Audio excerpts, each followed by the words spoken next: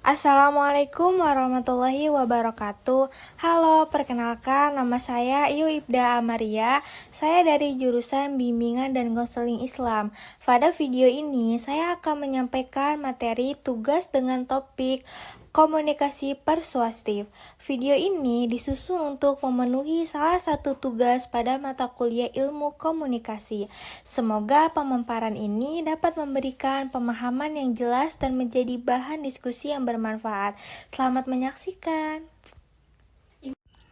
Baik, di sini ada pengertian komunikasi persuasif. Setiap individu tentunya melakukan komunikasi, baik di rumah, tempat kerja, sekolah, dan sebagainya. Maka tidak heran jika kita dapat menemukan fenomena komunikatif di mana saja. Komunikasi tentunya ada dan selalu ada di dalam setiap aspek kehidupan. Hasil penelitian para pakar komunikasi menunjukkan bahwa sekitar 70% waktu bangun manusia digunakan untuk berkomunikasi. Urutannya adalah mendengarkan, berbicara, membaca, dan menulis. Sekitar 10-11 jam setiap harinya manusia melakukan komunikasi verbal.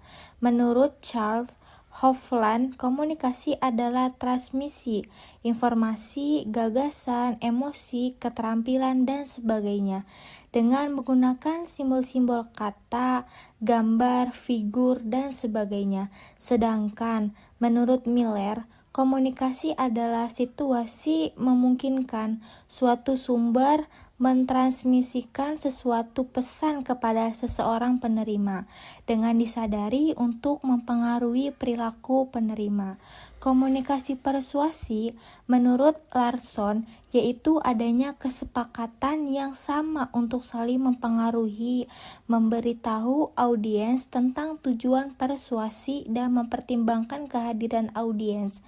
Istilah persuasi bersumber dari bahasa Latin yaitu persuasion yang berarti membujuk, mengajak, atau merayu. Persuasi bisa dilakukan secara rasional dan secara emosional, biasanya menyentuh aspek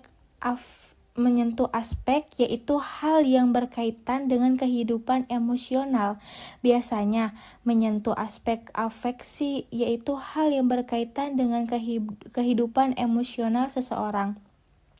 Melalui cara emosional, aspek simpati dan empati seseorang dapat digugah. Terdapat 3 jenis pola komunikasi menurut Burgon dan Hoffman, yaitu pertama, komunikasi asertif yaitu kemampuan. Komunikasi yang mampu menyampaikan pendapat secara lugas kepada orang lain, namun tidak melukai atau menyinggung secara verbal maupun nonverbal. Agresi verbal dan nonverbal. Kedua, komunikasi pasif yaitu pola komunikasi yang tidak mempunyai umpan balik yang maksimal sehingga proses komunikasi seringkali tidak efektif. Yang ketiga, komunikasi agresi yaitu pola komunikasi yang mengutarakan pendapat atau informasi atau pesan secara lugas, namun terdapat agresi verbal dan nonverbal. Secara spesifik pada komunikasi persuasi, maka Burgon dan Hofner meringkas beberapa pendapat dari beberapa ahli mengenai definisi komunikasi persuasi sebagai berikut. Yang pertama, proses komunikasi yang bertujuan mempengaruhi pemikiran dan pendapat orang lain agar menyesuaikan pendapat dan keinginan komunikator. Yang kedua, proses komunikasi yang mengajak dan membujuk orang lain dengan tujuan mengubah sikap, keyakinan, dan pendapat sesuai keinginan komunikator tanpa adanya unsur paksaan. Menurut Olson dan Zana, persuasi dapat didefinisikan sebagai perubahan sikap akibat paparan informasi dari orang lain. Kemudian ada yang mendefinisikan persuasi adalah kegiatan psikologis dalam usaha mempengaruhi sikap, sifat, pendapat, dan perilaku seseorang atau orang banyak. Mempengaruhi sikap, sifat, pendapatan, dan perilaku dapat dilakukan dengan beberapa cara, yaitu teror, boikot, pemasaran, penyuapan, dan sebagainya. Dapat juga pemaksaan orang lain bersikap atau berperilaku sebagai yang diharapkan. Namun, persuasi tidak melakukan cara demikian untuk mencapai tujuan yang diharapkannya, melainkan menggunakan cara komunikasi pernyataan antara manusia yang berdasarkan pada argumentasi dan alasan-alasan psikologis. Lebih lanjut, menjelaskan berdapat dua jenis persuasi, yaitu persuasi sistematis yang mengacu pada proses memberikan pengaruh melalui perubahan sikap atau keyakinan dengan basis pemikiran logika dan beberapa alasan logis. Sementara jenis kedua yaitu persuasi heuristis.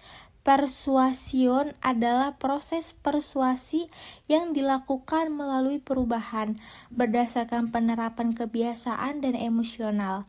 Berdasarkan beberapa pengertian mengenai pengertian komunikasi yang dikemukakan oleh para ahli, dapat diketahui bahwa persuasi merupakan proses komunikasi yang bertujuan untuk mempengaruhi sikap, pendapat, dan perilaku seseorang, baik secara verbal maupun nonverbal. Demikianlah pemaparan yang dapat saya sampaikan dalam video ini mengenai komunikasi persuasif. Saya menyadari bahwa penjelasan ini masih jauh dari sempurna. Oleh karena itu, saya terbuka terhadap kritik dan saran yang membangun. Terima kasih atas perhatian dan waktunya. Semoga apa yang saya sampaikan bermanfaat. Wassalamualaikum warahmatullahi wabarakatuh. Terima kasih dan sampai jumpa.